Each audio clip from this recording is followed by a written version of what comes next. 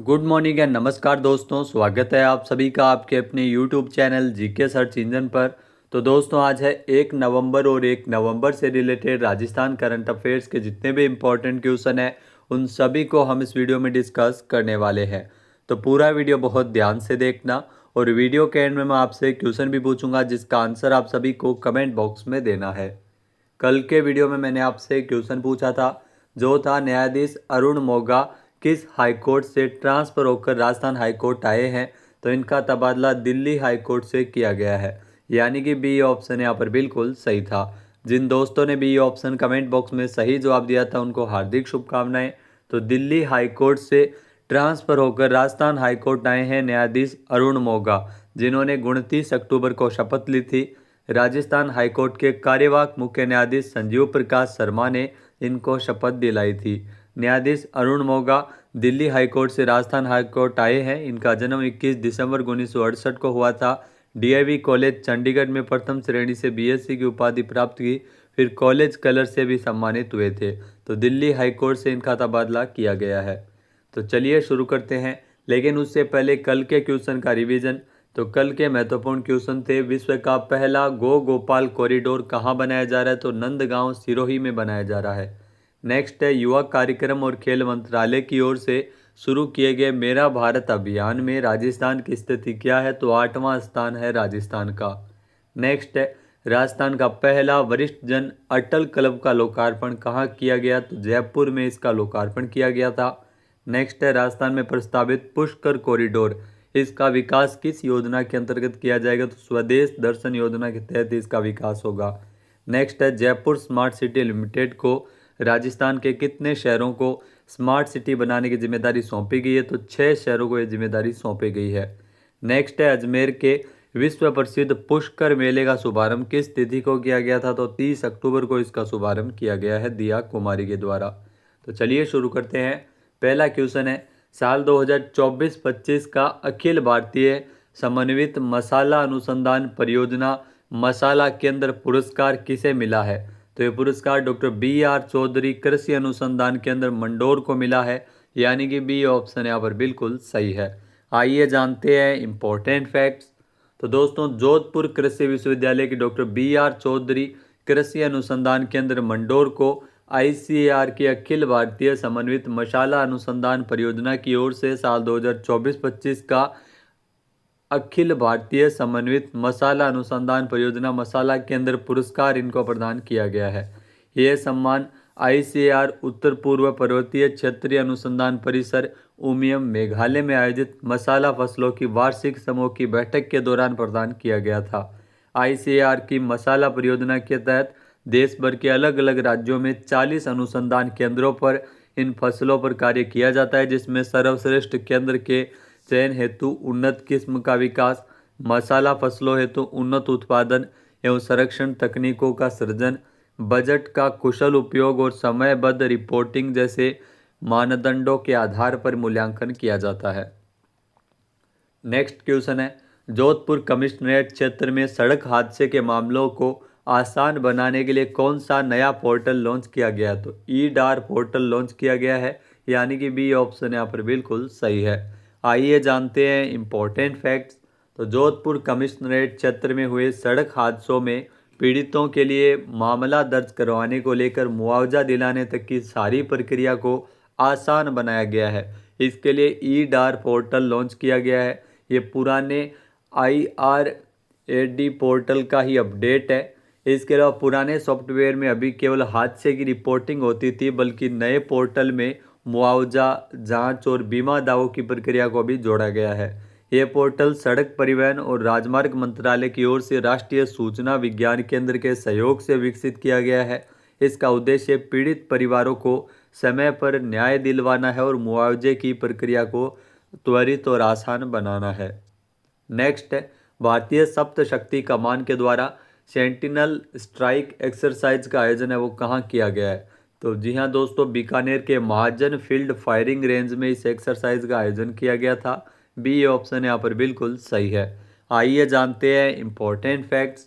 तो राजस्थान के थार के रेगिस्तान के महाजन फील्ड फायरिंग रेंज बीकानेर में integrated fire and exercise sentinel strike का आयोजन किया गया, जो कि सप्तशक्ति कमान की ओर से आयोजित हुआ था।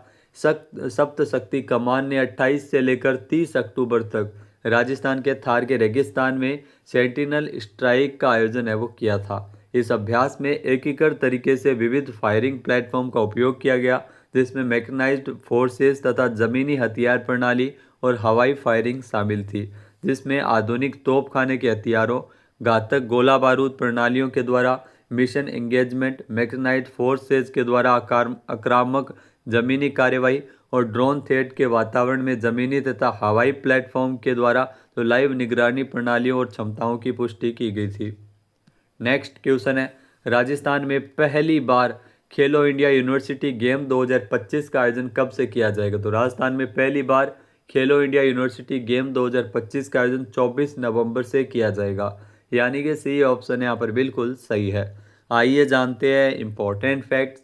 तो मुख्यमंत्री भजन लाल शर्मा के नेतृत्व में राजस्थान में खेलों को बढ़ावा देने के उद्देश्य से राजस्थान पहली बार खेलो इंडिया यूनिवर्सिटी गेम 2025 की मेजबानी करने जा रहा है। तो 24 नवंबर से लेकर 5 दिसंबर तक प्रदेश के सभी संभागीय मुख्यालयों सहित जयपुर में इस खेलों का आयोजन किया जाएगा। खेलो इंडिया यूनिवर्सिटी गेम्स में देश के सभी राज्यों और केंद्र शासित प्रदेशों के लगभग 200 विश्वविद्यालयों के करीब 4000 खिलाड़ी इसमें हिस्सा लेंगे। इन खेलों में 24 अलग अलग खेल प्रतियोगिताएं आयोजित की जाएगी। नेक्स्ट क्वेश्चन है, हाल ही में राजस्थान से किसे महर्षि वेदव्यास पुरस्कार प्रदान किया जाएगा? यहाँ दोस्तों महर्षि वेदव्यास पुरस्कार गुलाब कोठारी को प्रदान किया जाएगा, जो कि पत्रिका समूह के प्रधान संपादक है। बी ऑप्शन यहाँ पर बिल्कुल सही है। आइए जानते हैं इंपॉर्टेंट फैक्ट्स। तो पत्रिका समूह के प्रधान संपादक गुलाब कोठारी को पुणे महाराष्ट्र के महर्षि वेदव्यास प्रतिष्ठान ने महर्षि वेदव्यास पुरस्कार प्रदान किए जाने की घोषणा की है। उनको यह पुरस्कार वैदिक क्षेत्र में शिक्षा, अध्ययन, अनुसंधान और लेखन के रूप में सुदीर्घ कार्य करने के लिए दिया जाएगा। यह पुरस्कार तभी दिया जाता है जब ऐसे व्यक्ति का कार्य प्रकाश में आता है। साल 1990 से अब तक कुल 29 विशिष्ट जनों को यह सम्मान दिया जा चुका है। ये प्रतिष्ठित सम्मान पाने वाले गुलाब कोठारी राजस्थान के दूसरे व्यक्ति है, ये भी आपको ध्यान में रखना है। इससे पहले राजस्थान से प्रोफेसर दयानंद भार्गव को यह पुरस्कार मिल चुका है। गीता जयंती के अवसर पर 30 नवंबर को पुणे के समीप आलंदी स्थित वेदश्री तपोवन में आयोजित होने वाले समारोह में पुरस्कार प्रदान किया जाएगा। अगला क्वेश्चन है, राजस्थान में भवनों और सड़कों के निर्माण और मरम्मत कार्यों की गुणवत्ता की जांच के लिए सघन निरीक्षण अभियान, ये अभियान कब से शुरू हो रहा है और कितने समय तक चलेगा?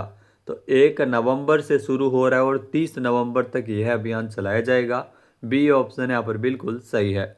आइए जानते हैं इंपॉर्टेंट फैक्ट्स। तो दोस्तों राजस्थान में सघन निरीक्षण अभियान 1 से लेकर 30 नवंबर तक चलेगा। मुख्यमंत्री भजन लाल शर्मा के निर्देश पर प्रदेश में भवनों और सड़कों के निर्माण और मरम्मत कार्यों की गुणवत्ता की जांच के लिए एक विशेष अभियान शुरू किया जा रहा है। सघन निरीक्षण अभियान नामक ये अभियान जो 1 नवंबर से पूरे माह तक चलेगा, यानी 30 नवंबर तक चलेगा। इसका उद्देश्य निर्माण कार्यों में पारदर्शिता, जवाबदेही और उच्च गुणवत्ता सुनिश्चित करना है। अभियान के लिए 3 स्तर पर निरीक्षण समितियों का गठन किया जा रहा है। ये समितियां सार्वजनिक निर्माण विभाग, नगरीय विकास एवं आवासन विभाग और स्वायत्त शासन विभाग और समग्र शिक्षा अभियान से संबंधित कार्यों की समीक्षा करेगी। नेक्स्ट क्वेश्चन है, भगवान बिरसा मुंडा की कौन सी जयंती के अवसर पर राजस्थान में 1 नवंबर से 15 नवंबर तक जनजातीय गौरव वर्ष के तहत विभिन्न कार्यक्रमों का आयोजन है वो किया जाएगा? तो 150वीं जयंती के उपलक्ष्य में बिरसा मुंडा की, तो भगवान बिरसा मुंडा की 50वीं जयंती के उपलक्ष्य में इन कार्यक्रमों का आयोजन किया जाएगा। सी ऑप्शन यहाँ पर बिल्कुल सही है। आइए जानते हैं इंपॉर्टेंट फैक्ट्स। तो भगवान बिरसा मुंडा की 150वीं जयंती के अवसर पर राजस्थान में 1 नवंबर से 15 नवंबर तक जनजाति गौरव वर्ष के तहत विभिन्न कार्यक्रमों का आयोजन किया जाएगा। भगवान बिरसा मुंडा की 150वीं जयंती प्रदेश भर में 1 से लेकर 15 नवंबर तक अलग अलग कार्यक्रम आयोजित होंगे, जिनका मुख्य उद्देश्य भगवान बिरसा मुंडा के प्रेरणादायी जीवन को जन जन तक पहुंचाना है। कार्यक्रमों के तहत जो आदि हाटवन धन केंद्रों तथा जनजातीय कलाकारों के उत्पादों का प्रदर्शन किया जाएगा। हर वर्ष 15 नवंबर को जनजातीय गौरव दिवस के तौर पर सेलिब्रेट किया जाता है। नेक्स्ट क्वेश्चन है, राजस्थान कृषि प्रबंध संस्थान दुर्गापुरा जयपुर में ऑर्गेनिक फूड मार्केट का उद्घाटन किसके द्वारा किया गया था? तो डॉक्टर किरोड़ी लाल मीणा के द्वारा इसका उद्घाटन किया गया था, यानी कि बी ऑप्शन यहाँ पर बिल्कुल सही है। आइए जानते हैं इम्पोर्टेंट फैक्ट्स। तो राजस्थान कृषि प्रबंध संस्थान दुर्गापुरा जयपुर में 16 अक्टूबर को कृषि एवं उद्यानिकी मंत्री डॉक्टर किरोड़ी लाल मीणा के द्वारा ऑर्गेनिक फूड मार्केट का उद्घाटन, कृषि ज्ञान धारा 2.0 का प्रमोचन और IHITC संस्थान की वार्षिक पत्रिका हरित दर्पण का विमोचन किया गया था। इसी के साथ ही इस एक दिवसीय सूक्ष्म सिंचाई कार्यशाला का राज्य स्तरीय आयोजन भी उस अवसर पर किया गया था। ऑर्गेनिक फूड मार्केट की स्थापना का मुख्य उद्देश्य जैविक उत्पादकों को अपने उत्पाद का प्रचार प्रसार करने हेतु प्लेटफॉर्म उपलब्ध करवाना है और उपभोक्ताओं को प्रमाणित जैविक उत्पाद उपलब्ध करवाना है। अगला क्वेश्चन है, हाल ही में 67वां आकाशवाणी संगीत सम्मेलन देश भर में कब आयोजित किया जाएगा? तो इसका आयोजन 2 से लेकर 29 नवंबर तक किया जाएगा, यानी कि बी ऑप्शन यहाँ पर बिल्कुल सही है। आइए जानते हैं इम्पोर्टेंट फैक्ट्स। तो 67वां आकाशवाणी संगीत सम्मेलन देश भर में आयोजित किया जाएगा, जहाँ प्रसार भारती और संस्कृति मंत्रालय के साथ मिलकर 2 से लेकर 29 नवंबर तक भारत के 24 सेंटर्स में 67वां आकाशवाणी संगीत सम्मेलन का आयोजन है वो किया जा रहा है। 1954 में शुरू हुआ यह सम्मेलन हिंदुस्तानी, कर्नाटक, लाइट और लोक संगीत का जश्न मनाता है और भारत की समृद्ध जो संगीत विरासत को संरक्षित और बढ़ावा देता है। पणजी और शिलोंग में खास तौर पर वेस्टर्न क्लासिकल म्यूजिक परफॉर्मेंस होगी। अगला क्वेश्चन है, प्रधानमंत्री नरेंद्र मोदी जी 31 अक्टूबर को कहां पर आयोजित हुए इंटरनेशनल आर्यन समिट 2025 में हिस्सा लिया था? तो पीएम मोदी के द्वारा हिस्सा लिया गया था नई दिल्ली में ये इंटरनेशनल आर्यन समिट 2025 में, यानी कि ए ऑप्शन यहाँ पर बिल्कुल सही है। आइए जानते हैं इम्पोर्टेंट फैक्ट्स।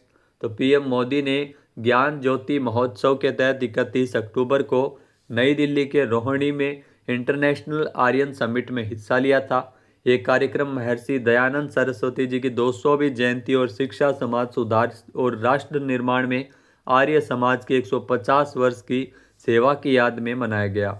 इस समिट में सेवा के 150 स्वर्णिम वर्ष नामक एक प्रदर्शनी भी लगाई गई थी।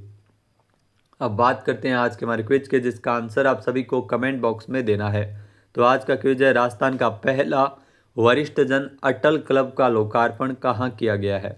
एक बार फिर से सुनिएगा, राजस्थान का पहला वरिष्ठ जन अटल क्लब का लोकार्पण कहाँ किया गया है? सही आंसर आपको कमेंट बॉक्स में देना है। और अगर ये वीडियो आपको पसंद आए तो इसे आप लाइक और शेयर करना बिल्कुल ना भूलिएगा। चैनल पर नए जुड़े हो, सब्सक्राइब नहीं किया है तो भी सब्सक्राइब बटन पर क्लिक करें। इस वीडियो की जो PDF फाइल है वो आप वीडियो के डिस्क्रिप्शन बॉक्स से डाउनलोड कर सकते हैं। क्वेश्चन आंसर आप वोट करके भी कर सकते हैं। वीडियो देखने के लिए धन्यवाद। जय हिंद, जय भारत, जय राजस्थान।